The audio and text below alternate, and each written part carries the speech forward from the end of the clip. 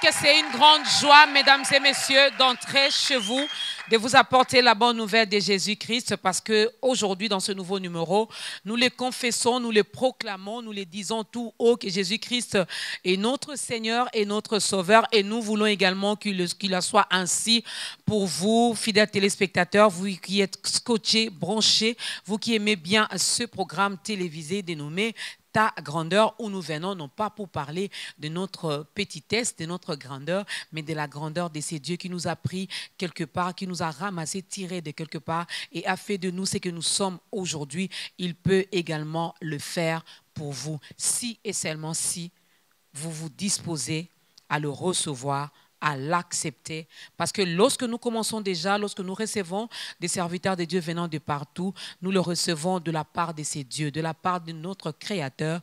Alors c'est Dieu lui-même qui se présente devant vous et il est en train de frapper à la porte de votre cœur. C'est à vous de vous lever, d'ouvrir et de lui dire « J'accepte que tu fasses partie de ma vie ». L'occasion vous sera donnée également dans ce nouveau numéro d'État Grandeur.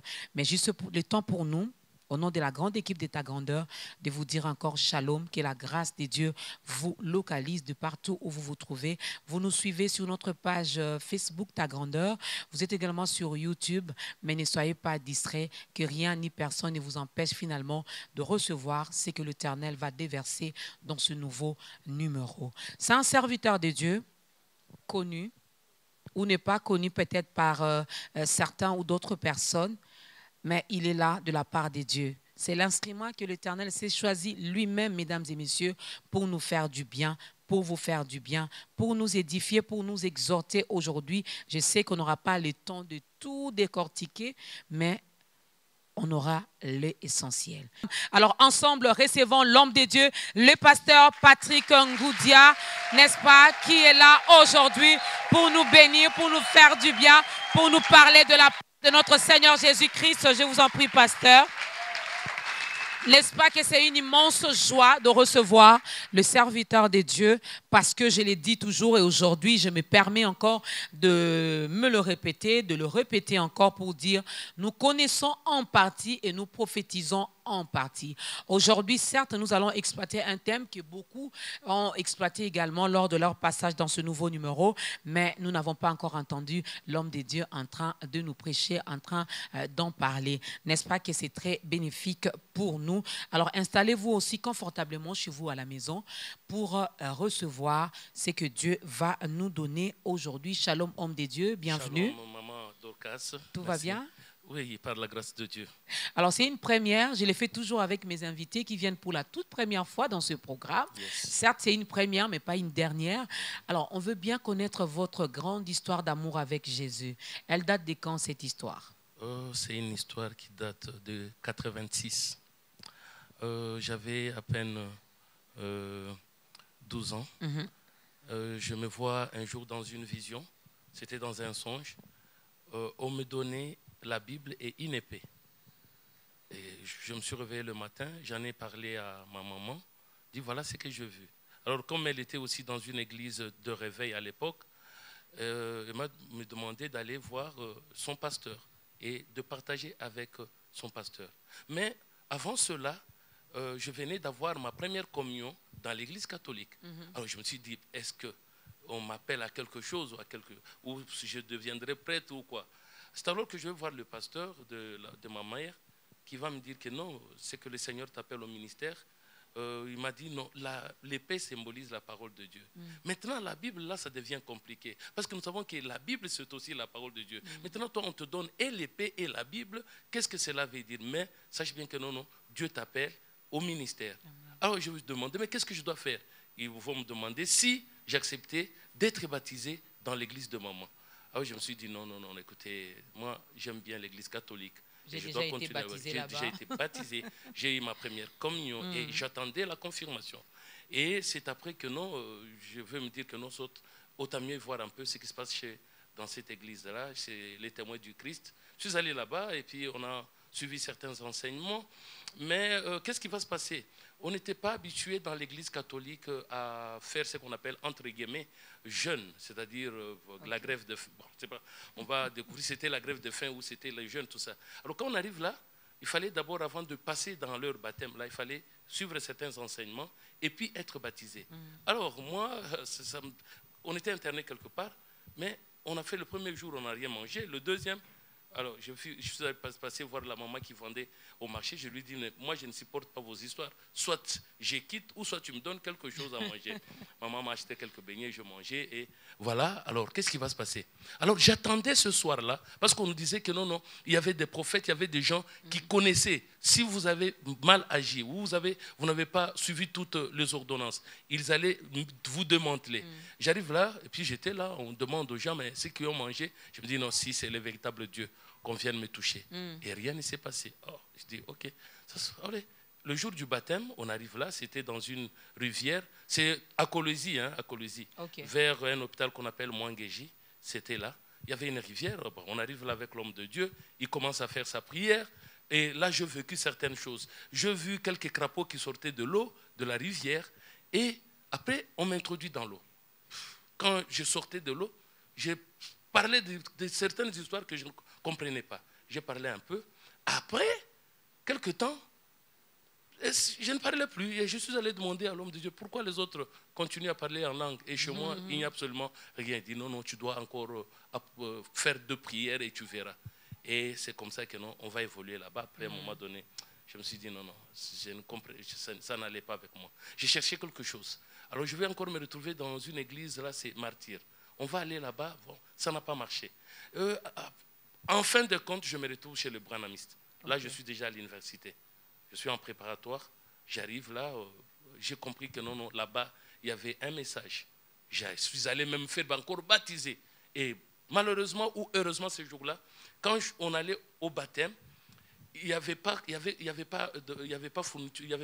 coupure d'eau. Alors, je vais croiser quelques-unes de mes sœurs qui allaient chercher de l'eau. Alors, ils m'ont vu comment est-ce qu'on était en train de me tremper dans une eau vraiment un peu boueuse là. Et ils sont allés raconter à la maison directement que non, ces gars-là, on ne sait pas qu'est-ce qu'ils cherchent.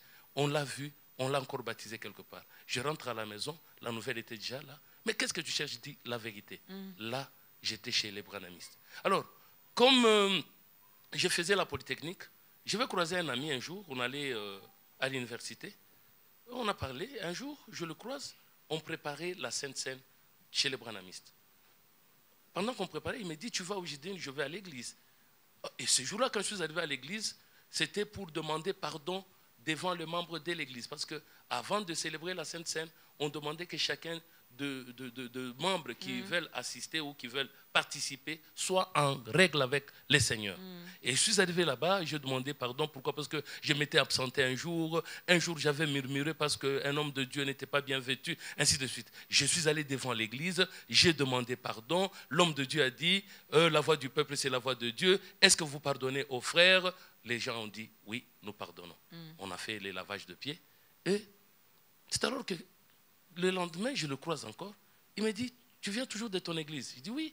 Il dit, mais j'aimerais bien que je sois aussi invité dans ton église. Je dis non, tu passes d'abord à la maison. Comme ça, je vais essayer d'abord de te prêcher et tu sauras maintenant comment tu peux venir à l'église. C'est alors que non, moi qui pensais gagner ces gars-là, c'est alors que le message maintenant, lui va commencer maintenant à m'évangéliser. Il va me poser des questions. Et c'est alors que non, je vais quitter les branhamistes vers l'église universelle de Jésus-Christ.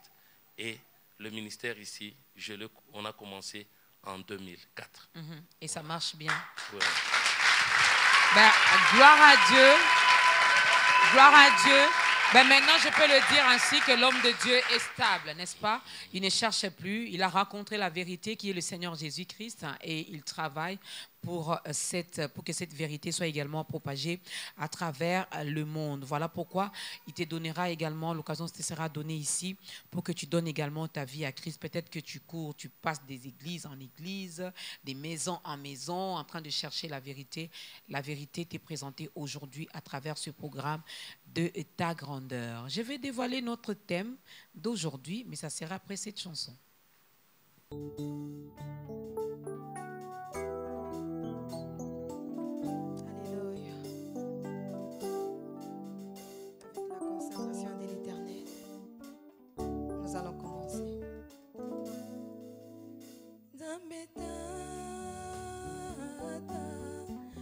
tokosenga kaka yo bulisa biso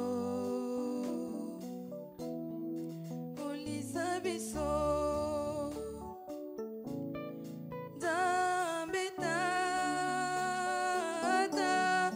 tokosenga kaka yo bulisa biso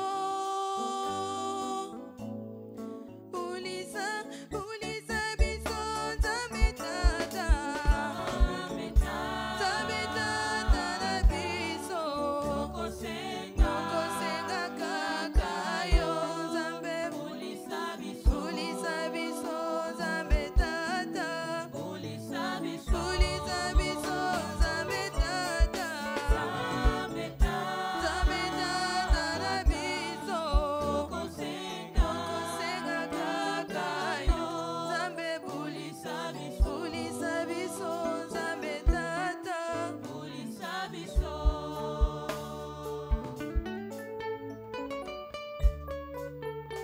tokosenga présence Nzambe abulisa mosala nyonso tozosala azala na biso elongo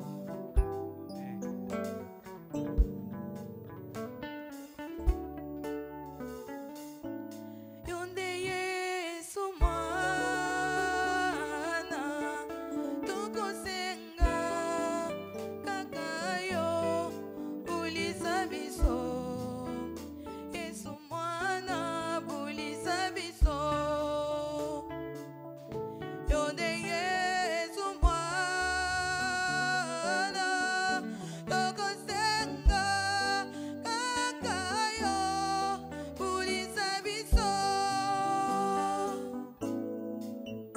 Yesu bulisa biso mwana na Nzambe yo Yesu mwana na Nzambe tokosenga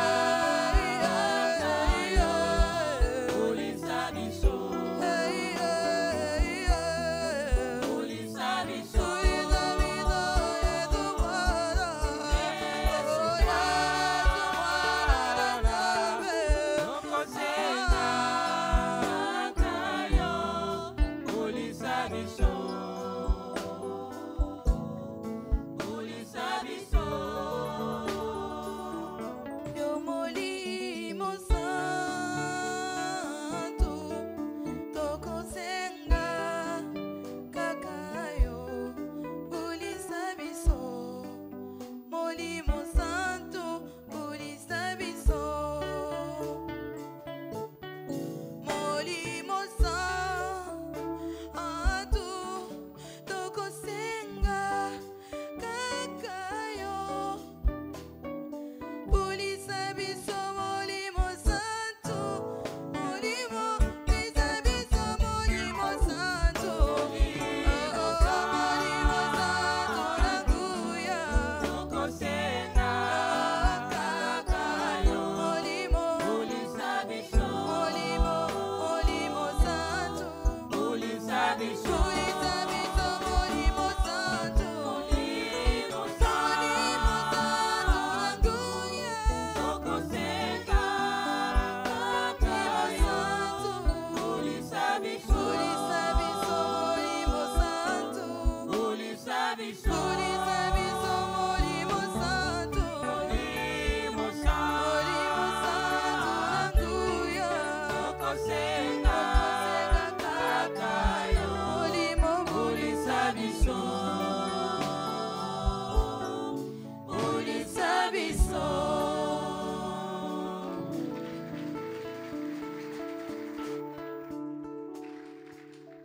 Voilà, nous avons besoin de lui. Lui, c'est le Saint-Esprit. Nous avons besoin de lui pour qu'il nous aide également à comprendre tout ce qui sera dit aujourd'hui dans ce nouveau numéro d'État Grandeur. Mesdames et messieurs, nous recevons les serviteurs de Dieu, les pasteurs Patrick Ngoudia de l'Église universelle de Jésus-Christ. On vous donnera également le programme de cette église, de cette assemblée. Alors, comme thème aujourd'hui, on veut bien parler de la prophétie et du miracle.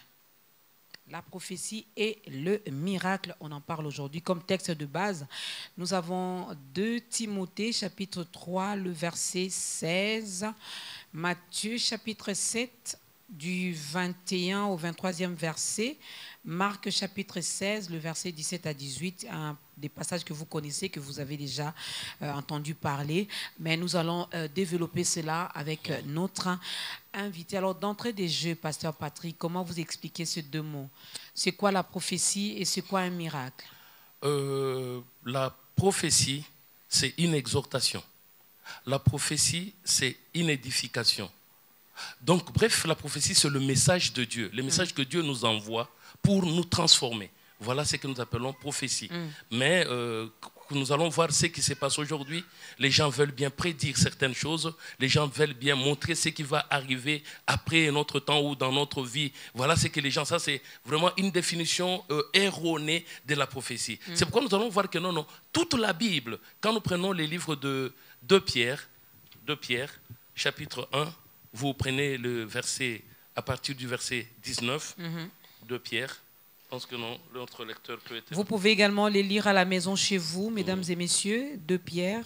De Pierre, chapitre 1, 19 jusqu'au 21. Ok. 2 Pierre 1, 19, 21. Oui. Et nous tenons pour d'autant plus certaine la parole prophétique, à laquelle vous faites bien de prêter attention, comme une lampe qui brille dans un lieu obscur, jusqu'à ce que le jour vienne apparaître et que l'étoile du matin se lève dans vos cœurs. Sachez tout d'abord vous-même qu'aucune prophétie de l'Écriture ne peut être un objet d'interprétation particulière, car ce n'est pas par une volonté d'homme qu'une prophétie a jamais été apportée, mais c'est poussé par le Saint-Esprit que les hommes ont parlé de la part de Dieu. Voilà. Donc on nous montre que la prophétie, elle est dans l'Écriture. C'est que la parole, c'est une parole prophétique. Mais maintenant, pour comprendre bien, comme nous avons dit que non, la prophétie, c'est ce message qui vient pour édifier. On va prendre 1 Corinthiens, chapitre 14. 1 Corinthiens 14, 3 à 4. 1 Corinthiens 14, 3, 4. Oui. Celui qui prophétise, au contraire, parle aux hommes, les édifie, les exhorte, les console. Celui qui parle en langue s'édifie lui-même.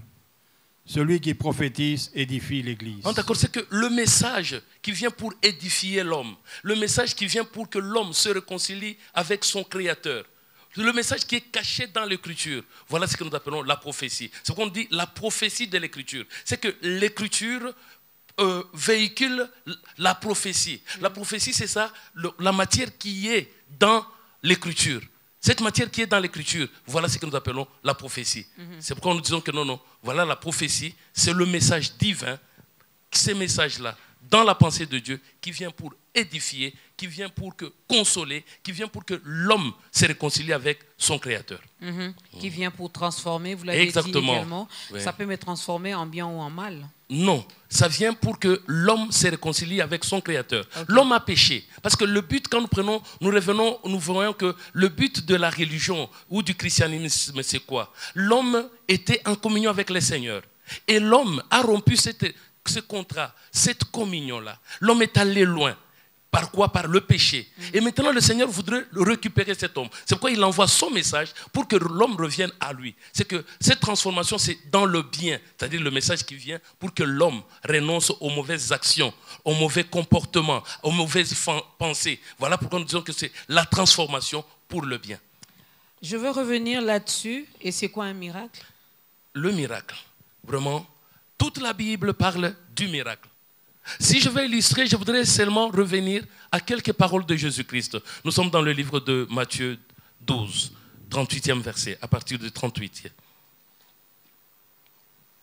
Matthieu chapitre 12.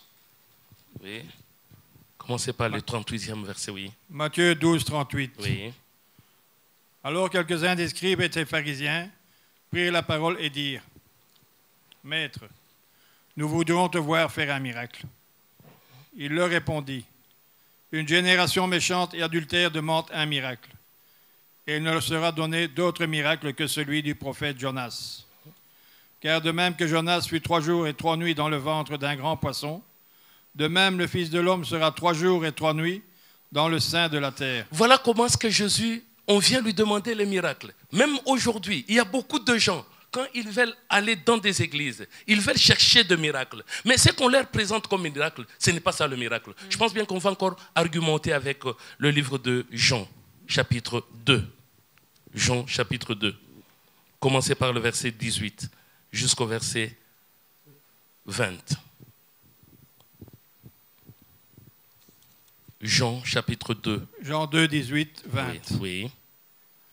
Les Juifs prenant la parole lui dirent, « Quel miracle nous montres-tu pour agir de la sorte ?» D'accord. Les Juifs sont allés voir Jésus. Ils lui ont dit, parce que Jésus, après avoir fouetté les gens qui étaient dans le temple, les Juifs vont dire, mais pourquoi ? Quel miracle tu nous montres pour que tu agisses de la sorte? Quel miracle tu nous montres? Et avait besoin de voir un miracle. Oui, allons-y.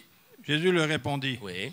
« Détruisez ce temple, et en 3 jours je le relèverai. » Les Juifs dirent, « Il a fallu 46 ans pour bâtir ce temple, et toi, en 3 jours, tu le relèveras. » Ah d'accord. Jésus dit, non mais le miracle que je vais vous montrer, mais détruisez ce temple. Moi, en 3 jours, je vais le rebâtir. Ils ont dit, mais il a fallu 46 ans pour qu'on puisse bâtir ce temple. Toi, en 3 jours, tu vas le relever. Alors, qu'est-ce que nous appelons le miracle? Parce que beaucoup de gens voient que non, peut-être que non, voilà tel qui avait une situation compliquée. Alors, la situation est décantée, ou bien il voit quelque chose d'extraordinaire, d'admirable. C'est ce qu'ils pensent être miracle. Non, non. Ce que nous appelons le miracle, c'est quand l'homme arrive au renouvellement. Le renouvellement, c'est ça le miracle. Quand l'homme est renouvelé, quand la pensée de l'homme, les actes de l'homme, le parler de l'homme, nous voyons le renouvellement. Voilà le miracle. C'est pourquoi Jésus a dit...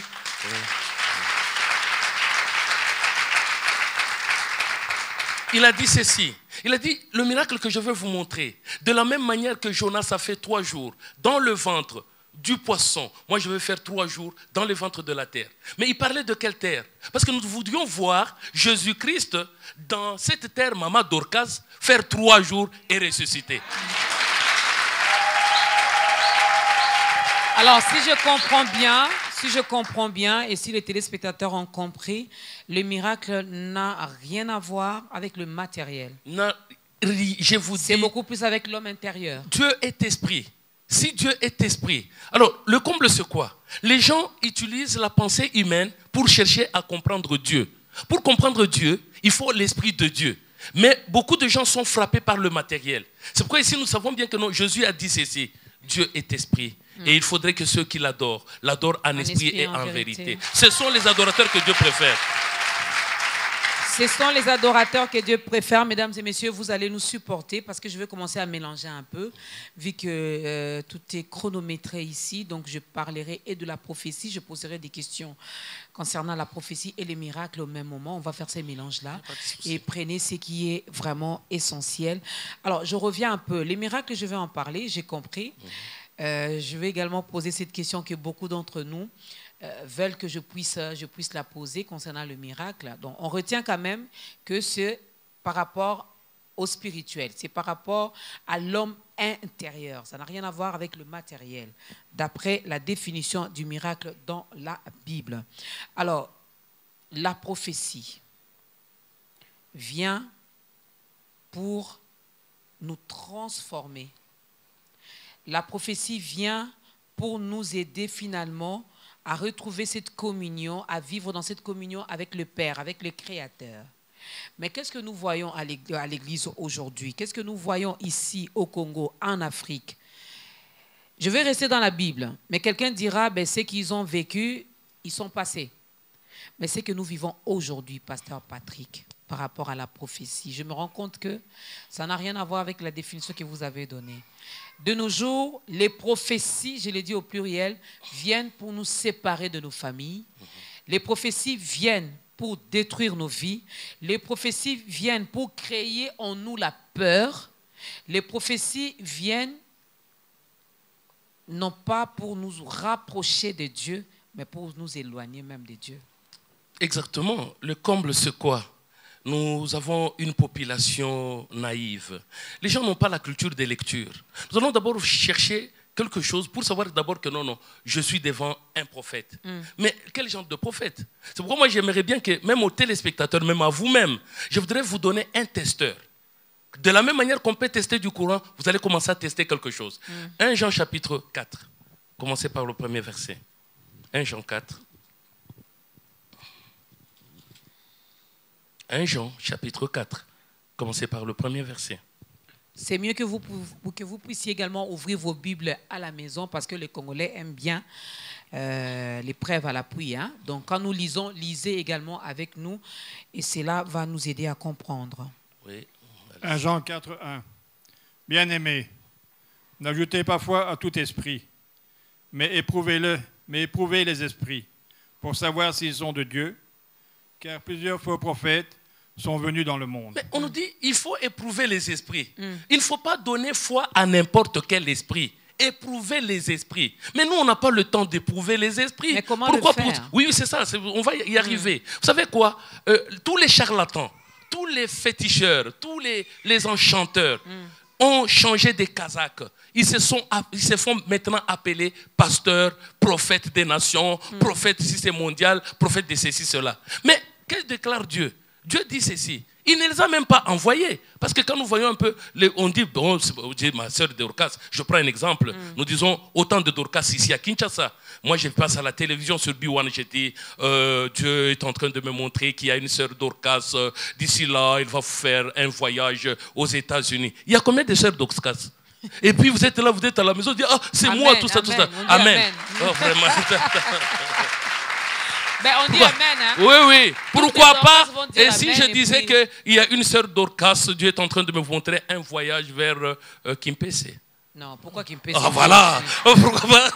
Pourquoi ne pas dire que non, on me montre un voyage vers Dimbelenge? Non, vers Popo Kabaka. Non, ça, c'est pas un prophétie. Dieu, ça, il faut donner à Dodé, à Dorcas, il faut être. Vous comprenez déjà que non? Alors, nous allons voir un peu dans Jérémie chapitre 23. Nous allons voir. Commencez par le verset 15. Jérémie 23, 15. Oui. C'est pourquoi ainsi parle l'Éternel des armées sur les prophètes. Oui.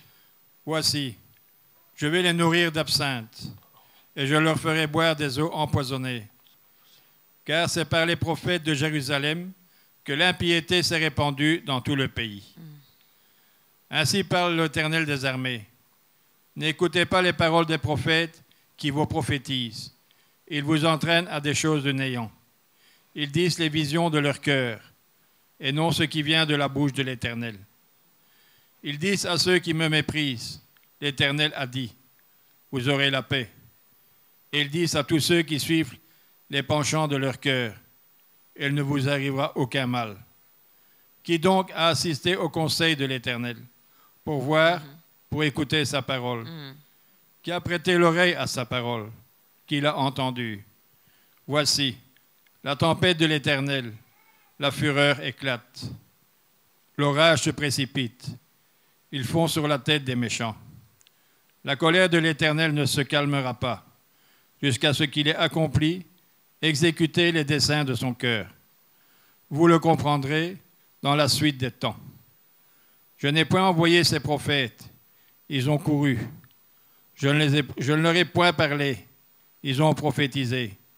S'ils avaient assisté à mon conseil, ils auraient dû faire entendre mes paroles à mon peuple et les faire revenir de leur mauvaise voie, de la méchanceté de leur action. Ah, d'accord. C'est qu'on dit ces prophètes-là, ils n'ont pas assisté au conseil de Dieu. Dieu n'est pas venu pour que les gens voyagent en Europe ou aux États-Unis ou bien sur la Lune.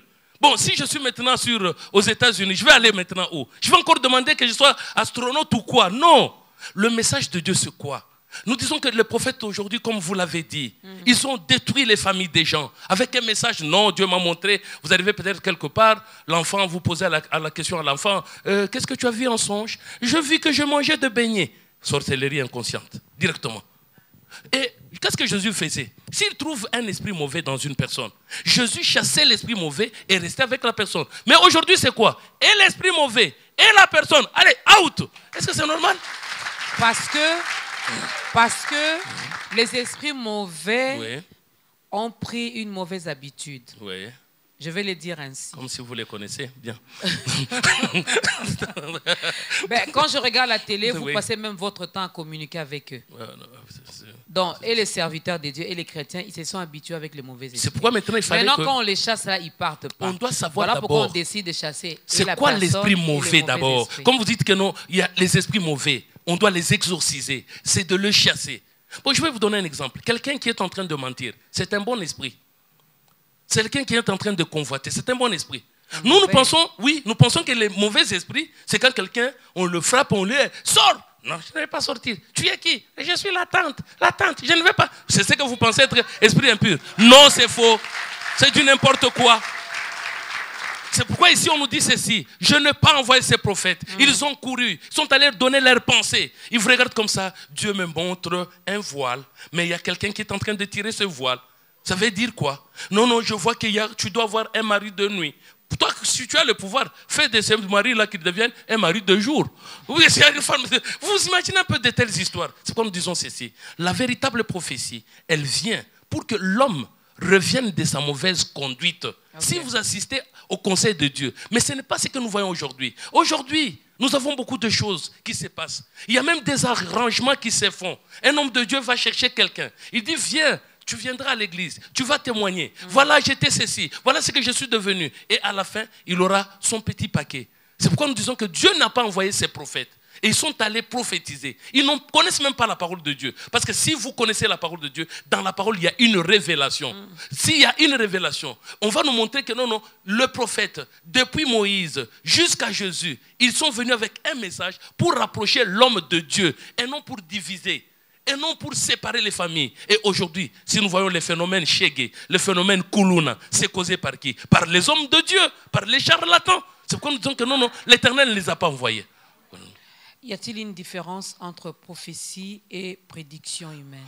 Oui, la prédiction humaine, c'est ce que je vous ai dit ici, qu'il y a des gens qui peuvent prédire l'avenir.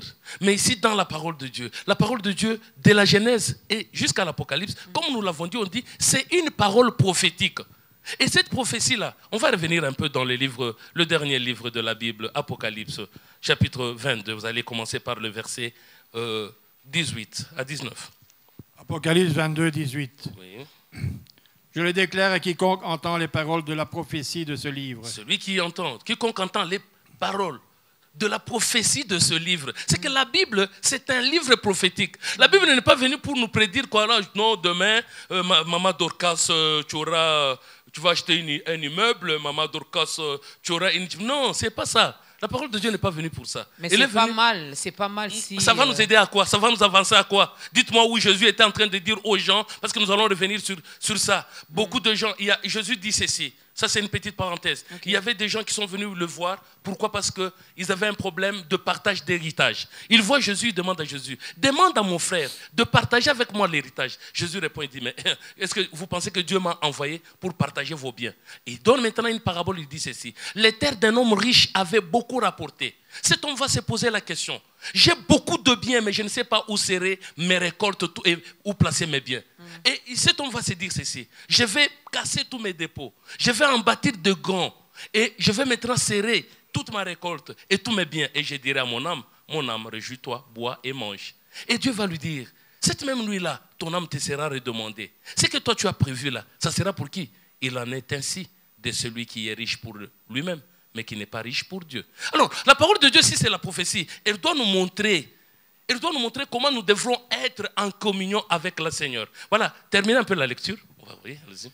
Si quelqu'un y ajoute quelque chose, Dieu le frappera des fléaux décrits dans ce livre. On dit, voilà, nous avons la prophétie de ce livre. On ne doit pas ajouter. Je vais vous donner un petit exemple. Un exemple. La prophétie du livre, c'est que toute la Bible, de la Genèse jusqu'à l'Apocalypse, il y a une prophétie. Quand Dieu dit au commencement, Dieu créa le ciel et la terre, c'est une prophétie qui veut dire quoi? Si pour un homme, quand on dit Dieu a créé le ciel et la terre, Maman Dorcas va montrer quoi? Au-dessus, la terre, il montre en bas. Ça, c'est la pensée d'homme. C'est ça, ce n'est pas la prophétie de Dieu. On doit maintenant comprendre que la prophétie, c'est l'inspiration qui est dans l'écriture. La prophétie, c'est la révélation qui est dans l'écriture. Si nous comprenons selon la pensée de Dieu, là, nous sommes dans la prophétie. Comme nous avons dit, Si quelqu'un ajoute quelque chose à cette prophétie, regardez un peu comment les gens ajoutent quelque chose. Par exemple, pour les offrandes, les gens vont offrir à Dieu. Qu'est-ce que les gens offrent au Seigneur? Qu'est-ce que le Seigneur demande qu'on puisse offrir? Je vais vous donner quelque chose. Les gens vous diront seulement que non, Dieu demande de lui apporter de l'argent, de lui apporter tout ce que vous avez. C'est bien beau. Mais ils ne suivent pas ce qui est écrit. Parce qu'on a dit de ne pas ajouter ni retrancher. Nous allons prendre Lévitique 2, verset 13. Lévitique chapitre 2. Vous allez lire le 13e verset. Lévitique 2, 13. Tu mettras du sel sur toutes tes offrandes. Tu ne laisseras point ton offrande manquer de sel. Signe de l'alliance de ton Dieu. Sur toutes tes offrandes, tu mettras du sel. Je sais bien que même Maman Dorcas, depuis qu'elle est née, elle n'a jamais lu ces versets ici. Voilà. Voilà. Même les téléspectateurs, ils n'ont jamais lu ça. Ils se posent la question, c'est où? C'est dans la Bible. Et puis quelqu'un dira même, va même peut-être ajouter pour dire, c'est l'Ancien Testament. Mais tout ce que vous faites là, c'est quoi? C'est le Nouveau. On dit ceci. Tu ajouteras du sel sur toutes tes offrandes. Tu ne peux pas laisser ton offrande manquer du sel. Signe de l'alliance de ton Dieu. Sur toutes tes offrandes, tu dois y mettre le sel. Comment est-ce que les hommes de Dieu peuvent nous expliquer ça? Parce qu'il nous dit seulement, on ne paraîtra pas dans la main du Seigneur les mains vides. Mais maintenant, ici, on dit de chercher du sel. Sel de table, sel de cuisine, sel marin. C'est quel genre de sel? Vous comprenez déjà que non. Si maintenant, vous arrivez dans une assemblée où les gens apportent les offrandes sans sel, mais il faut punir ces gens. Mais expliquez le sel. Là, voilà, maintenant. Vous voyez maintenant. Elle est curieuse d'expliquer. C'est quel sel comme ça? Voilà. Dès que l'émission passe, pour ceux qui iront au culte les dimanches, ils vont apporter les sels. Voilà. Oui. Bon, maintenant, vous avez bien posé la question. Vous avez dit il fallait qu'on explique les sels. Mais il fallait d'abord aussi qu'on puisse parler un peu de l'offrande qu'on va mélanger avec le sel. Beaucoup de gens nous brandissent Malachie chapitre 3, apporter les dîmes, ainsi de suite. Mais ces gens-là ne lisent jamais Malachie chapitre 1. On va commencer par le verset 13. On lit d'abord et puis je vais vous expliquer c'est quoi le sel. On lit et la chorale nous prépare la deuxième chanson déjà. Okay. Malachie chapitre 1, commencez même par le verset 8. 8, et puis vous allez prendre 12 à 14. Malachie 1, 8. Oui. Quand vous offrez en sacrifice une bête aveugle, n'est-ce pas mal? Quand vous en offrez une boiteuse ou infirme, n'est-ce pas mal? Offre-la donc à ton gouverneur. Te recevra-t-il bien? Te fera-t-il bon accueil? Oui. 12. Okay. Mais vous le profanez en disant, la table de l'Éternel est souillée, et ce qu'elle rapporte est un aliment méprisable. Vous dites, quelle fatigue, et vous le dédaignez, dit l'Éternel des armées. Et cependant, vous amenez ce qui est dérobé, boiteux ou infirme. Et ce sont les offrandes que vous faites. Puis-je les agréer de vos mains, dit l'Éternel. Maudit soit le trompeur qui a dans son troupeau un mâle et qui voue et sacrifie au Seigneur une bête chétive.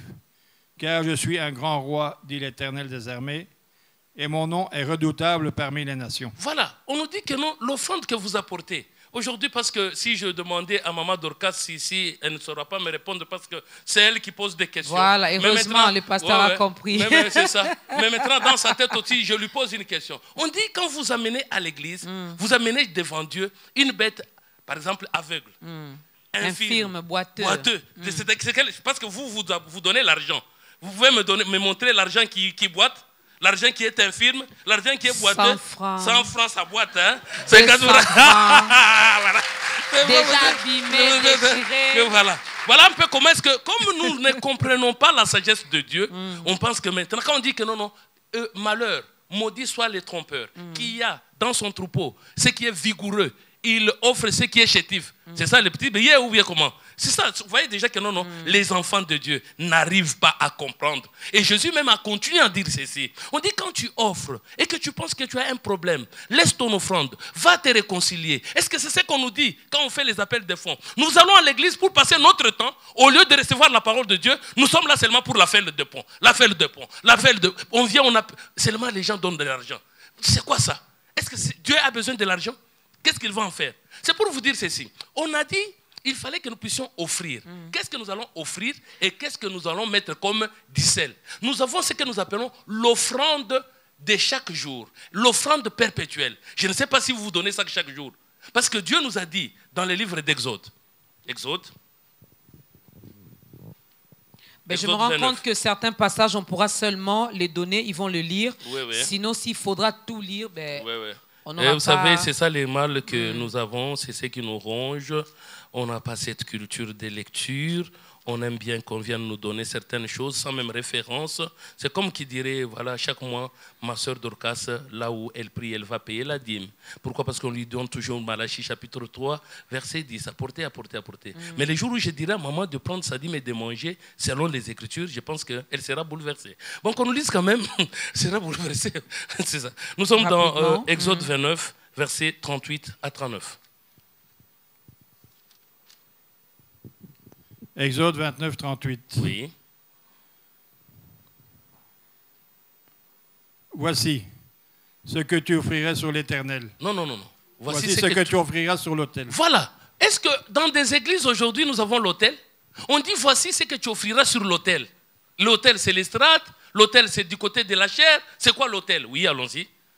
2 agneaux d'1 an. 2 agneaux d'1 an. Chaque jour. Chaque jour.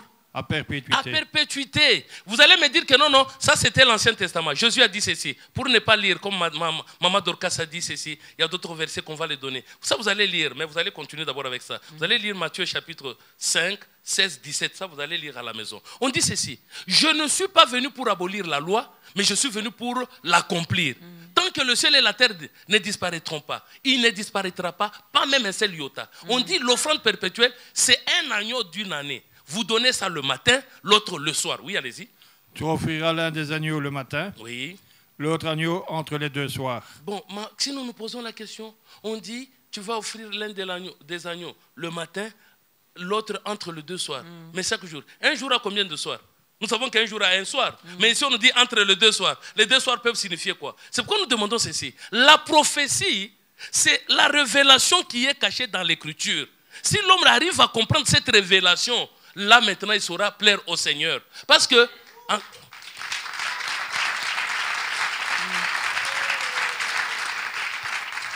En termes d'offrande, un jour, on vient poser la question à Jésus. On lui pose la question, on lui dit, mais Seigneur, pourquoi toi, tu ne sais pas, tu peux aussi payer l'impôt ou tout ça, tout ça. Il regarde, il pose la question, oh, vous avez la monnaie avec laquelle on peut payer les taxes, l'impôt, ainsi de suite? Oui, montrez-moi. On lui montre. On lui dit, mais cette inscription, elle est figée. C'est de qui? Il dit, c'est à César. Ah bon? Il dit, non. À César, on donne quoi? C'est qui à César? À Dieu? Bon, dites-moi, l'argent de Dieu, c'est à quelle effigie? Vous avez les dollars, vous avez... Je repose cette question, oui. Pasteur. Aidez également ceux qui nous suivent à la maison exactement, à comprendre. Exactement. Les offrandes, on doit y ajouter le du sel. Vous n'avez sel. Pas expliqué cela, cette révélation. Quel est le message qui est caché maître, derrière ces messages-là? C'est ça, c'est pourquoi vous me posez bien la question. Mais vous évitez de parler de l'offrande, vous voulez parler seulement du sel. Moi, je vais vous donner le sel. Non, les deux, je prends et les offrandes d'accord, et le sel. Merci beaucoup. Comme vous avez commencé avec le sel, parlons maintenant du sel. C'est quoi le sel? Nous allons prendre Matthieu chapitre 5. Matthieu 5, 13. Vous êtes le sel de la terre. Ah, d'accord. C'est quoi donc? C'est quoi Vous le êtes sel? le sel de la terre. Donc l'homme, c'est le sel de la terre. Ah, d'accord. Maintenant, comment il va s'ajouter sur son offrande? Oui, oui, c'est ça. On doit comprendre. Bon. Alors, pour que nous puissions offrir, alors, comme ça, parce que madame voudrait quand même que nous puissions éclairer les lanternes de ceux qui nous suivent et de ceux qui sont ici. Vous allez prendre Marc, rapidement Marc, puis nous revenons peut-être à l'offrande. Marc chapitre 9. Marc 9, 49 à 51. Maman Dorcas, vous allez voir que non, cette émission, le peuple, parce que les gens sont déjà habitués à des âneries, des futilités, on veut venir... oui, allons-y. Marc 9, 50. Ok. Le sel est une bonne chose. Non, non, commencez par 49. 49. Oui. Car tout homme sera salé de feu. Oh. On dit tout homme sera salé de feu. Comment on peut saler quelqu'un de feu? On peut saler avec le sel ou bien on peut saler avec le feu? Oui, allons-y. Le sel est une bonne chose. Le sel, c'est une bonne chose. Mais si le sel devient sans saveur, Si le sel perd sa saveur, avec quoi l'assaisonnerons-nous? oui. Ayez du sel en vous-même. Ah, d'accord. Ayez du sel en vous-même. C'est-à-dire manger du sel. C'est ça? Oui, allons-y. Oui. Et soyez en paix les uns avec les autres. Ah, d'accord. Amen. Ah, d'accord. C'est que nous voulions comprendre que non. Le sel, parce qu'on a dit, vous êtes le sel de la terre, vous êtes la lumière du monde. C'est que ce sel-là, c'est ça la lumière que nous devrons monitrer au monde. Mais maintenant, il fallait que nous puissions maintenant comprendre. Quand nous parlons de l'offrande, nous parlons de quoi? 1 Pierre, chapitre 2. Comme ça, on peut passer à une autre question. 1 Pierre, chapitre 2. Vous commencez par le 3e verset. 4, 5, 6. 1 Pierre 2, 3. Si vous avez goûté que le Seigneur est bon, Je ne sais pas si les gens ont déjà goûté que le Seigneur est bon. Vous le goûtez avec notre... Comment? Dans la bouche, où il y a le goût, ou bien on le goûte comment? C'est pourquoi nous avons aussi montré comment le sel dont nous parlons, l'offrande dont nous parlons, ce n'est pas quelque chose de matériel. Oui, allons-y. approchez-vous de lui, Approchez-vous de lui, pierre vivante, pierre vivante, rejetée par les hommes, rejetée par les hommes, mais choisie et précieuse devant Dieu. choisie et précieuse devant Dieu. Et vous-même, Vous-même, comme des pierres vivantes, comme de pierres vivantes, édifiez-vous pour former une maison spirituelle, édifiez-vous pour former une maison spirituelle, un saint sacerdoce, un saint sacerdoce, afin d'offrir des victimes spirituelles, afin d'offrir des victimes spirituelles. Ok. agréables à Dieu par Jésus-Christ. Ah, d'accord. Ce ne sont pas des victimes matérielles, ce n'est pas charnel. C'est qu'il y a quelque chose de spirituel que nous devrons offrir à qui? À Dieu, qu'on nous arrête avec tous ceux qui sont en train de faire des chantages. Non, l'offrande du prophète, l'offrande de ceci, l'offrande de... Non. Nous Dieu. allons écouter la deuxième chanson, Pasteur Patrick, dans votre église. On met les offrandes, oui ou non? Mais les offrandes à Dieu, pas l'argent. Je parle d'argent. Non, l'argent, ça c'est une organisation. Les gens peuvent s'aider, par exemple, pour qu'ils viennent ici. Ils cotisent l'argent pour prendre un bus. Ce n'est pas une offrande. Pendant les cultes, je Non, repose ma il n'y a question. pas, il n'y a pas d'offrande. Il n'y a pas de panier. Il n'y a pas de panier. Ok. Deuxième chanson. Ne soyez pas scandalisés pour ça. Non. Yesu ni nani.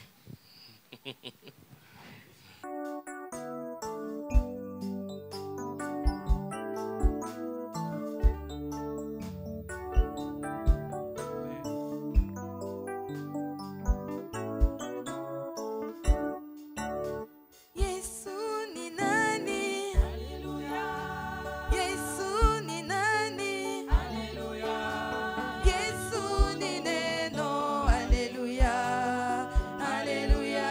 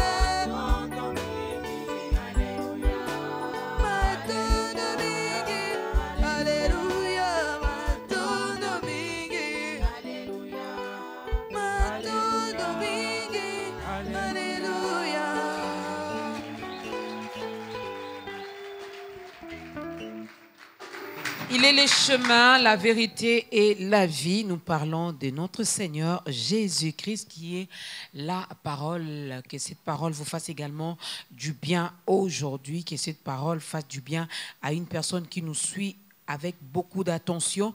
Alors, on a mis beaucoup de temps sur les offrandes, sur la dîme et ainsi de suite. Alors, qui peut prophétiser? Celui qui peut prophétiser, c'est celui qui est animé de l'Esprit de Dieu. Alors, nous allons prendre un exemple d'un homme de Dieu, un homme, un serviteur, qui a prophétisé. Et qu'est-ce qu'il a dit dans sa prophétie? Nous allons d'abord voir. Nous sommes dans le livre de 1 Samuel, chapitre 10, verset 6. 1 Samuel 10, verset 6. 1 Samuel. Parce que, vous savez, aujourd'hui, nous avons souvent des gens qui vous disent, quand on commence la prophétie, on dit, on souffle d'abord dans le micro. Et s'il n'y a pas maintenant de sonorisation, vous allez souffler où? Et puis alors, vous dites, l'Esprit de Dieu commence à circuler. Après, vous entendez quelqu'un qui dit, moi, votre Dieu. Donc Dieu est bègue. Il ne peut pas parler normalement que moi, votre Dieu, je vais ceci. Ça, c'est quoi ça? On va voir maintenant, c'est quoi ce qui peut prophétiser.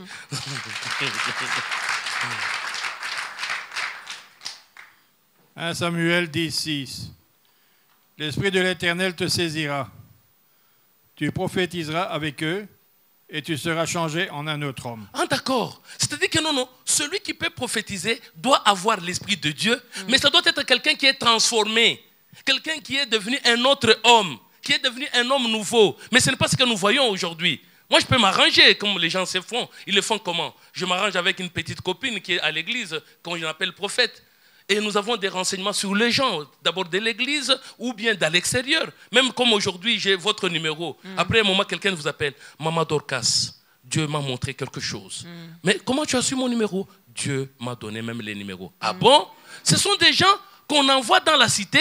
Ils vont nous donner des renseignements. Et puis nous commençons à donner ça comme étant parole de Dieu. Non. C'est pourquoi ici on me dit, l'Esprit de Dieu doit te saisir, tu vas prophétiser, mais tu seras transformé en un autre homme. C'est qu'un homme nouveau, c'est celui qui est capable de faire quoi? De prophétiser. Parce que quand il prophétise, c'est pour édifier, c'est pour que les gens croissent dans le Seigneur, c'est pour que les gens s'approchent du Seigneur, qu'ils soient réconciliés avec Dieu. Voilà.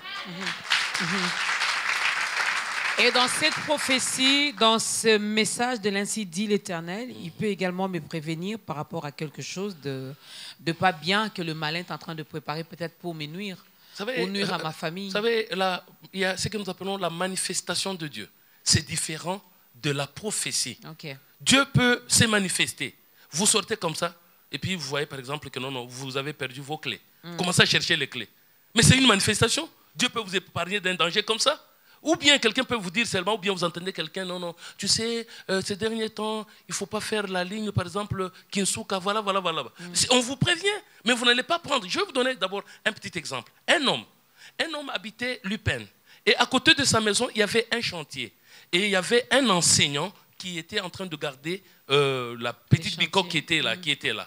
Alors, la femme de ce monsieur-là était un enseignant. Alors, qu'est-ce qui s'est passé? En allant en ville, on prenait le voisin là, sa femme, par un bon monsieur. Alors, quand il sortait, au lieu de l'amener directement à l'école, il passait à l'hôtel. Il sortait avec cette femme-là. Alors, un jour, il arrive devant un feu rouge, vers la poste. Il arrive là, il était seul au volant. Un fou sort, vient lui dire, ce que toi tu fais avec la femme d'autrui là, tu ne sais pas que Dieu est en train de te voir? Le monsieur était crispé au volant. Après, c'était maintenant le feu vert. Il était là. Après, on a commencé à klaxonner. Il est sorti, il est parti et il est venu aller voir un homme de Dieu. Il dit, il y a quelqu'un qui m'a parlé. Il m'a parlé, voilà. Et ce qu'il t'a dit là, c'est vrai? Oui, c'est vrai. Vous allez dire quoi? Ce fou là est devenu quoi? Prophète. Parce qu'il vous a démontré quelque chose que vous faites, ou bien il peut vous prévenir de ce qui peut arriver. Non, c'est pourquoi nous disons que la prophétie, comme Jésus l'a dit, même Moïse a dit, je susciterai au milieu de vous un prophète comme moi. Et je mettrai mes paroles dans sa bouche. Okay. Mais ce n'est pas ce que nous voyons aujourd'hui. Aujourd'hui, on commence à mélanger. Nous allons voir un peu ce mélange que nous faisons dans le livre de Jérémie.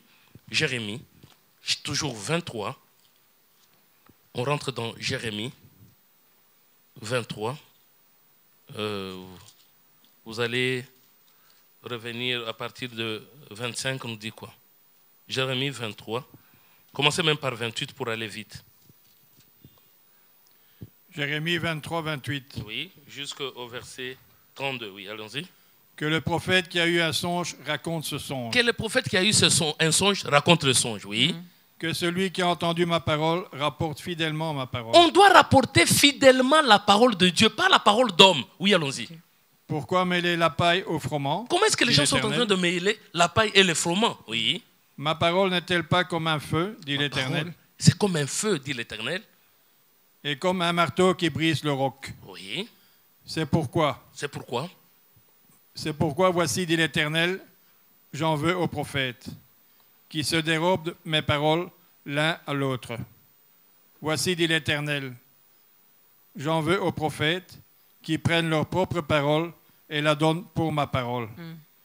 Voici, dit l'Éternel, j'en veux à ceux qui prophétisent des songes faux, qui les racontent et qui égarent mon peuple, par leurs mensonges et par leur témérité.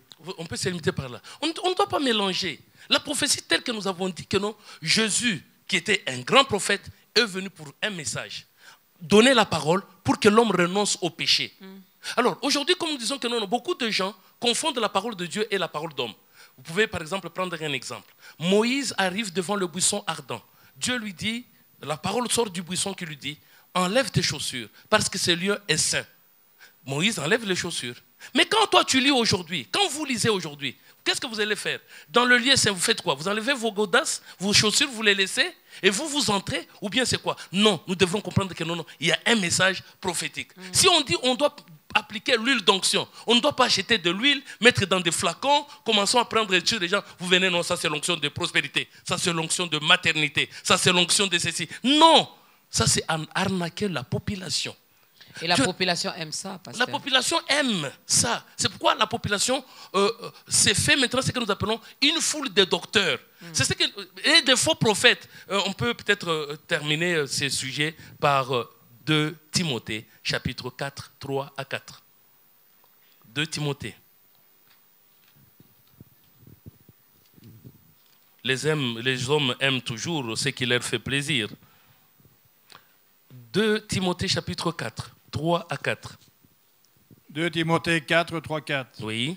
Car il viendra un temps où les hommes ne supporteront pas la saine doctrine. Oui, il y aura un temps où les gens ne vont pas supporter la saine doctrine. Les gens aiment bien quand ils arrivent quelque part, on commence déjà c'est quoi? Parce que si nous revenons dans les années, par exemple, 80, il n'y en avait pas.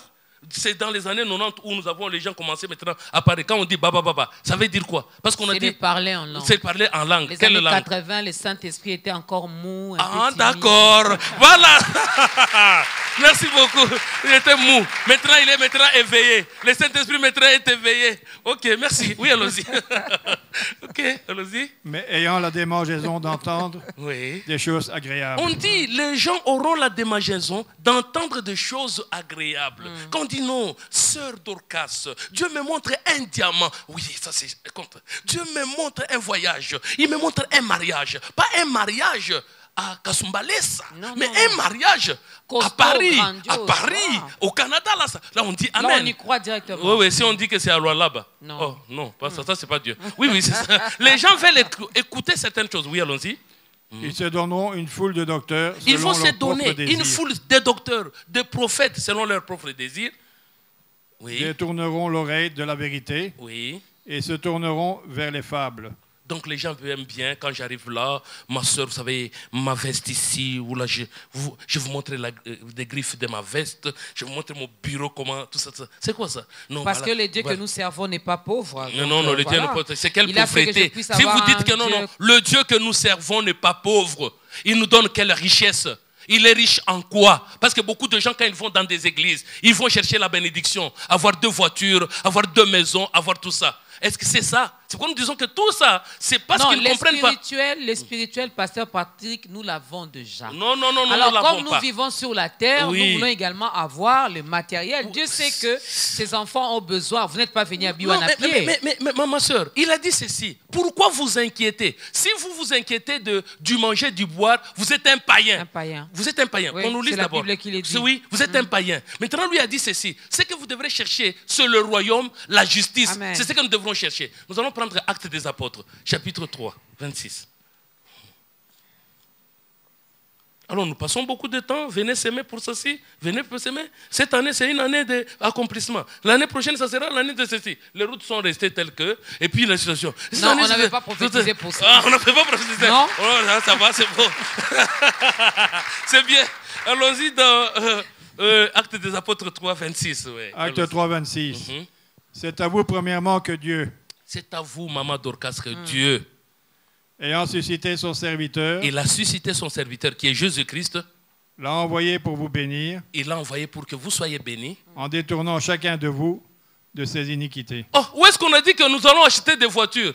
Où est-ce qu'on a dit qu'on va voyager? Non, on a dit qu'il l'a envoyé pour nous bénir en détournant chacun de nous de quoi? De ses iniquités. Voilà la véritable bénédiction. Ce n'est pas que non, j'ai 2 immeubles, 3 immeubles, ainsi de suite. Je me présente là comme étant béni. Ou bien quand je viens, c'est comme dans des églises où vous arrivez, il y a du côté ma campagne, côté limité, côté Maloueka. Oui, il y a on regarde la façon dont vous êtes vêtus, vous êtes habillés, on vous place là-bas. Et maintenant, quand l'homme de Dieu viendra, il commence à vous susciter pour que vous puissiez donner tout ça. Non, c'est de rien. Ah, ça, je ne savais pas. Ouais. C'est comme un ministre qui arrive à l'église, tout le monde va lui donner la place. Même les pasteurs oubliera maintenant que non. Lui, c'est un ministre de Dieu. Il lui laisse la place.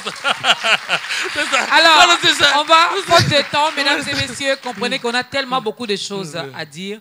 Il y a tellement beaucoup des explications également pour que nous arrivions finalement à comprendre et que chacun de nous, je crois, je suis convaincu au-dedans de moi, qu'à la fin de ce nouveau numéro, arrivera peut-être à comprendre, à s'interpeller et à comprendre si je suis dans le bon ou dans le mauvais. Je suis dans le vrai ou je suis dans le faux. Le miracle. Oui. À propos J'aimerais de bien miracles. que nous puissions parler de miracle. Oui. Vous détruirez ces temples Vous allez en le 3 rebâtir. jours, je vais les rebâtir. On a parlé de cette transformation de l'homme intérieur. Mais que dire de Marc 16, 17 qu'on a donné également, lorsque la Bible dit, voici les miracles qui accompagneront ceux qui auront cru. Ouais. Croire au nom de Jésus. Ouais. Maman Dorcas imposera les mains sur les malades seront guéris. Maman Dorcas va chasser les démons partiront. Maman Dorcas va faire ceci ou cela, je pourrais manger, consommer même le poison. Je ne vais pas en mourir. Essayez de prendre un peu de l'acide de votre batterie si vous allez, après avoir vous faites votre prière et prenez si... Vous savez, Maman Dorcas, le Non, problème c'est c'est quoi? quand je ne sais pas que vous avez Non, je vais vous dire une préparé chose. cela pour moi. Attendez d'abord, on va voir quelque chose. À propos d'abord du manger.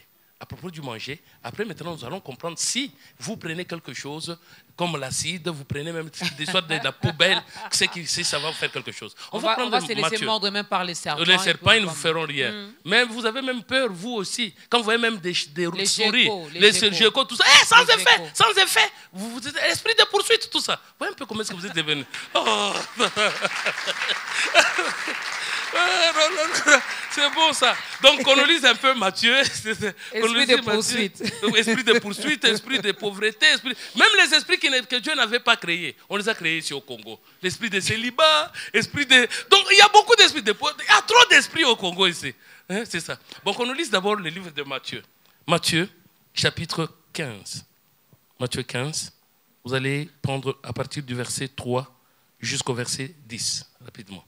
Dodé, il faut m'aider aussi par rapport au temps. Il me reste combien de temps? Exactement. Aujourd'hui, nous allons déborder. Bien. Commencez par le deuxième verset. Matthieu 15, 3. Non, commencez par 2. 2. Pourquoi tes disciples transgressent-ils la tradition des anciens? On pose la question à Jésus. Pourquoi tes disciples sont en train de transgresser la tradition des anciens? Car ils ne se lavent pas les mains quand ils prennent leur repas. Ah bon? Avec Ebola, avec tout ce que nous avons ici, les disciples de Jésus, eux ne se lavaient pas les mains. Maman Dorcas aujourd'hui, telle qu'elle est là, comme elle croit, elle ne se lave jamais les mains avant de manger. Allons-y. Non, il n'y avait pas d'Ebola. À l'époque, là, il n'y avait pas de musique. Oui, allons-y. C'est pourquoi il s'y lavait les mains. Oui, allons-y. Il leur répondit. Il leur répondit. Et vous? Et vous? Pourquoi transgressez-vous le commandement de Dieu au profit de votre tradition? Oui, allez au verset 5 directement. 5. Mais vous, vous dites, celui qui dira à son père ou à sa mère, ce dont j'aurais pu t'assister est une offrande à Dieu. Ce n'est pas tenu d'honorer son père ou sa mère. Vous annulez ainsi la parole de Dieu au profit de votre tradition. Oui. Hypocrite. Isaïe a bien prophétisé sur vous quand il a écrit « Ce peuple m'honore des lèvres, mais son cœur est éloigné de moi. Oui. C'est en vain qu'il m'honore, en enseignant des préceptes qui sont des commandements d'hommes. » Ayant appelé la foule à lui, la foule, il lui dit « Écoutez et comprenez. Ce n'est pas ce qui entre dans la bouche qui souille l'homme, mais ce qui sort de la bouche. C'est ce qui souille l'homme. » Ça veut dire que non, aujourd'hui, si vous prenez ce qui est dans la poubelle, vous mangez, ça ne vous fera rien. Mais si même bien sûr, même si vous dites que non, à l'époque, il n'y avait pas l'Ebola. C'est-à-dire que non, on se mouche, on salue les gens, après on vient, on mange. Et Jésus dit que non, ce qui entre ne peut pas souiller l'homme. Il parlait de quelle nourriture? C'est ce qui sort. C'est quand tu vomis, quand tu craches, que tu te suis. Non. Il fallait comprendre que non, l'homme a deux parties. Il y a le dedans, il y a le dehors. S'il y a le dedans et le dehors, quand on a dit que non, voici les miracles qui accompagneront ceux qui auront cru. Ils vont boire de breuvages mortels. Mais si aujourd'hui nous essayons même avec l'acide cyanique, tout ça, mais quand vous prenez là-bas, c'est un problème matériel, c'est le corps. Vous allez partir. Mais, parce que Jésus a dit ceci, ne craignez pas celui qui peut tuer le corps. Craignez celui qui peut tuer quoi? L'âme et l'esprit est envoyé dans la gêne. Est-ce que vous comprenez? C'est pourquoi maintenant, nous devrons maintenant comprendre, les enfants de Dieu mangent par où? Quand il a dit, vous devrez manger, par exemple, mon corps, c'est comme qui dirait, il prend le pain, il dit, voici mon corps, prenez ceci qui est mon corps, qui est répandu. Donc voilà, ceci, c'est votre sang. Est-ce que les gens comprennent cela? C'est pourquoi je veux vous donner l'exemple, par exemple, vous allez arriver dans toutes les assemblées. Certains dimanches, on prend un morceau de pain. La Sainte Seine. La Sainte Seine. Et ils pensent que c'est biblique. Mais ils ont oublié une chose. On a dit de prendre le pain sans levain. C'est-à-dire, eux définissent le pain sans levain comme étant le pain sans levure. Même vous, c'est ce que vous allez me dire. Or, quand Jésus parle du levain, il dit le pain sans levain, il ne parle pas de la levure qu'on vend au marché. Il parle de quoi? Matthieu, chapitre 16. Mais je crois qu'on va clôturer par là aujourd'hui. Oui, on va clôturer par là et puis nous allons venir prochainement. Nous allons faire l'appel. Nous allons, donc après cette lecture, mesdames et messieurs, nous allons permettre quand même à faire l'appel. Oui, Matthieu, chapitre 16, commencez par le verset 6, 12. Rapidement, comme on n'a pas le temps. Matthieu 16, Matthieu 12. 16, 12. Oui. Alors ils comprirent. Non, Matthieu 16, 6 à 12, oui. Matthieu 16, 6. Jésus leur dit. Jésus leur dit. Gardez-vous avec soin du levain des pharisiens et des sadducéens. Gardez-vous avec soin du levain des pharisiens et des sadducéens, oui. Les disciples raisonnaient en eux-mêmes. Même les disciples d'antan ne comprenaient pas. Ils commençaient à réfléchir. C'est parce que nous n'avons pas pris de pain. Et c'est parce qu'on n'a pas pris le pain. Oui. Jésus, l'ayant su, dit. Oui. Pourquoi raisonnez-vous en vous-même, gens de peu de foi, sur le fait que vous n'avez pas pris de pain? Êtes-vous encore sans intelligence? Ah, d'accord, la parole de Dieu demande quand même qu'on soit intelligent, mais par rapport à Dieu, pas l'intelligence où nous allons distinguer. Non, ça c'est par rapport à Dieu. Oui, allons-y. Et ne vous rappelez-vous plus les 5 pains et les 5 000 hommes? Oui. Et combien de paniers vous avez emportés? Oui. Ni les 7 pains et 4 000 hommes, et combien de corbeilles vous avez emportés? Oui. Comment ne comprenez-vous pas que ce n'est pas au sujet du pain que je vous ai parlé? Gardez-vous du levain des pharisiens et des sadducéens. Alors ils comprirent que ce n'était pas du levain du pain qu'il avait dit de se garder, mais de l'enseignement des pharisiens et des sadducéens. Ah d'accord, c'est que le levain dont Jésus parlait, qu'on ne doit pas mettre dans le pain, c'est l'enseignement. Maintenant, on peut fabriquer un pain, on cuit un pain sans enseignement là-dedans. Vous voyez un peu comment est-ce que les gens n'ont pas la sagesse de Dieu. Ils n'ont pas l'intelligence de Dieu. Et vous allez voir, on prend le petit morceau de pain. Et vous voyez maman Dorcas, telle qu'elle est là, instruite, tout ça. Elle s'est dit enfant de Dieu. On lui présente un petit morceau de pain. Ceci le corps de Jésus. Il dit Amen. Et puis le pain là, il va le déposer à la toilette. Est-ce que c'est normal? Non! C'est pourquoi il fallait que l'homme comprenne que le levain dont on parle, c'est l'hypocrisie. Cet enseignement basé sur l'hypocrisie, c'est ça, cet enseignement-là qu'il fallait enlever. On va peut-être enchérir avec 1 Corinthiens, chapitre 5. 1 Corinthiens 5, 6 à 8. 1 Corinthiens 5, 6. Oui. C'est bien à tort que vous vous glorifiez. C'est bien à tort que vous vous glorifiez. Ne savez-vous pas qu'un peu de levain fait lever toute la pâte? Oui. Faites disparaître le vieux levain, afin que vous soyez une pâte nouvelle, puisque vous êtes sans levain. Donc la pâte nouvelle, c'est une personne. Allons-y. Oui. Vous êtes sans levain, car Christ, notre Pâque, a été immolé. Célébrons donc la fête non avec du vieux levain, mais avec un levain de malice, non avec un levain de malice et de méchanceté, mais avec les pains sans levain de la pureté et de la vérité. Je ne sais pas si on a déjà été dans une église où on nous présente ça, c'est le pain de la vérité. Ça, c'est le pain de la pureté. Non, le pain doit descendre du ciel. Comme Jésus a dit, le pain de Dieu, c'est celui qui descend du ciel et donne la vie au monde. Pour l'instant, nous ne sommes plus dans les signes religieux. Quelqu'un qui porte une croix, quelqu'un qui pense que non, si je m'habille en blanc, les vêtements maintenant font que je devienne un enfant de Dieu. Si je prends un mouchoir de tête, je mets sur ma tête, je suis proche de Dieu. Si j'enlève mes godasses, je suis près de Dieu. Si je prends un peu de vin, Non, c'est pourquoi nous disons que non, Dieu, il est esprit. Il faudrait que nous puissions comprendre que non. Le véritable miracle, comme vous avez dit, doit se manifester dans l'homme. L'homme, Maman Dorcas, qui est là, a 3 parties. Maman Dorcas a l'esprit, Maman Dorcas a l'âme, il a le corps. Mais maintenant, nous vous disons bien que Jésus-Christ, qui est la parole de Dieu, trouve sa place dans votre esprit, dans votre âme et dans votre corps pour que vous soyez un témoignage vivant, comment en pratiquant les bonnes œuvres, en étant ce que nous appelons l'homme nouveau qui se transforme dans la vérité, mais qui a l'image de Dieu, qui a à la ressemblance de Dieu. Voilà pourquoi Jésus a dit que non, je vais faire 3 jours et 3 nuits dans les ventres de la terre. Il a dit détruisez ces temples. C'est pourquoi vous avez vu que non, tout ce que nous sommes en train de dire, les offrandes, la sémence, les sels, on détruit les temples qu'on a bâtis pendant 46 ans pour les construire dans 3 jours. En 3 jours. Alors nous allons aider également cette personne qui nous suit en ce moment, qui a bâti, je ne sais pas ce qu'il a bâti dans sa vie pendant autant d'années. Je ne sais pas vous avez quel âge aujourd'hui, mais voilà une très bonne occasion qui se présente, mesdames et messieurs, pour vous permettre également d'entrer dans la grande famille des enfants des dieux, de comprendre que vous n'êtes pas n'importe qui, que vous n'êtes pas seulement physique, mais vous êtes beaucoup plus spirituel, car en réalité dans l'homme, c'est l'esprit.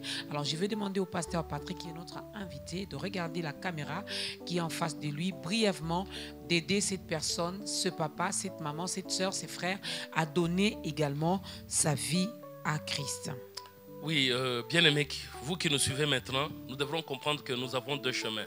Il y a le chemin resserré et le chemin qui est spacieux, qui est tellement large. C'est qu'en lisant la Bible, vous pouvez lire la Bible et en bout de course, vous vous retrouvez dans l'enfer. Comme nous avons donné le livre de Matthieu 7, 21, 23, on dit que non. Il y aura des gens, on dit ceux qui disent Seigneur, Seigneur, n'entreront pas tous. Les uns diront, nous avons prophétisé, nous avons fait des miracles, nous avons chassé les démons, nous avons fait autant de choses. Et il vous dira que non, je ne vous ai jamais connu. C'est pourquoi il faudrait que vous puissiez comprendre les Écritures. Les Écritures ici, il y a un esprit. C'est ça la prophétie. Si nous arrivons à comprendre ce qui est écrit, c'est pourquoi nous avons dit 2 Timothée 3,16, on dit toute Écriture est inspirée de Dieu, utile pour enseigner, pour convaincre, pour corriger, pour instruire dans la justice. C'est que quand vous lisez l'Écriture, cherchez l'inspiration qui est cachée. C'est pourquoi nous parlons du logos et du réman.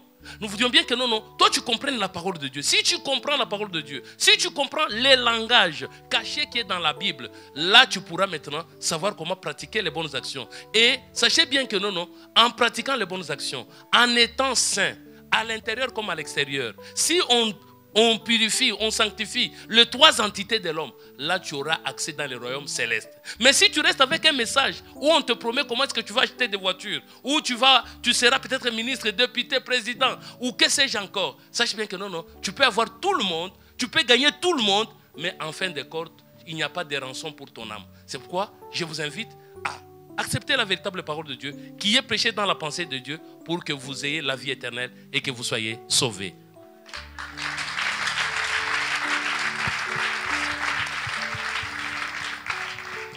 Il faut aimer la parole de Dieu, il faut demeurer dans la présence de Dieu pour bien grandir aussi, n'est-ce pas que nous avons bien mangé aujourd'hui cette bonne nourriture. Bienvenue à vous, bienvenue à toi, parce que je me permets de te tutoyer.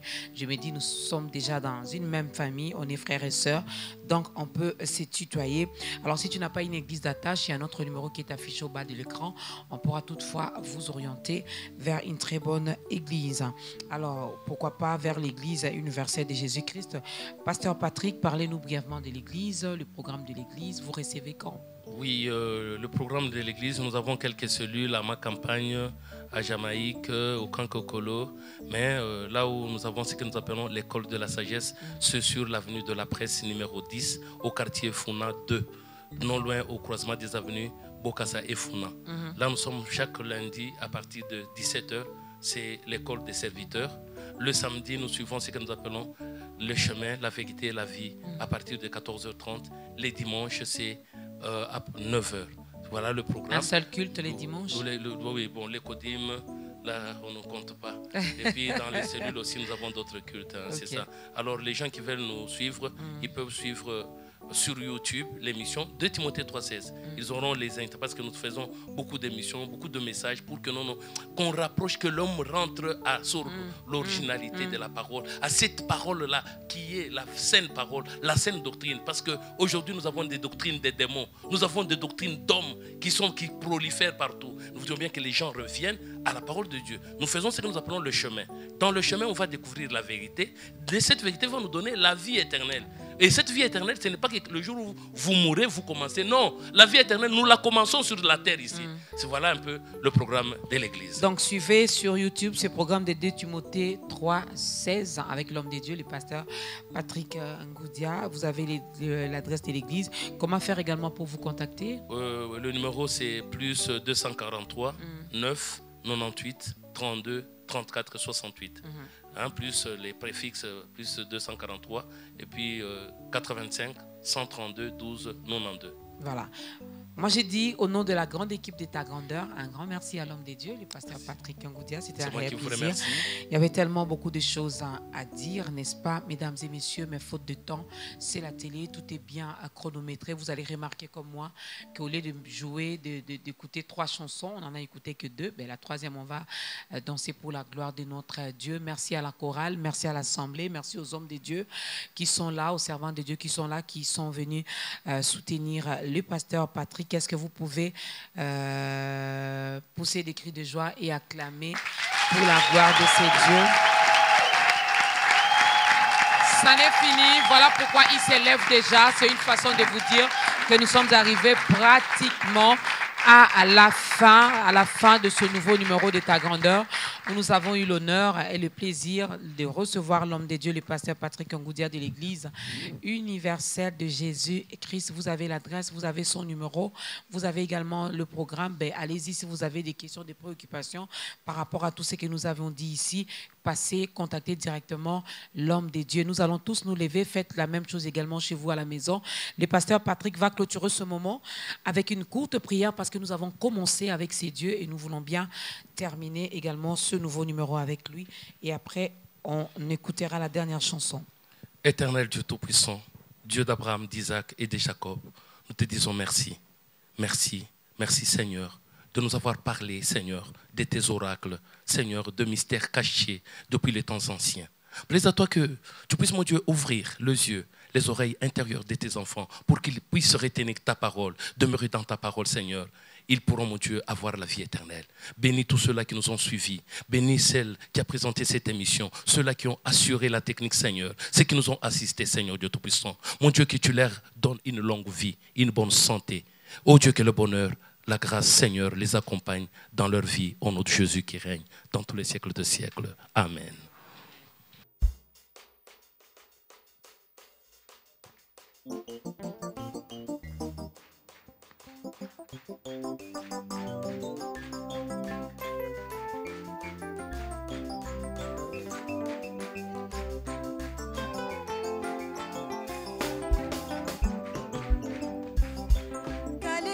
Chibangijilo, dijanza bijankalwa, nikwambane fuka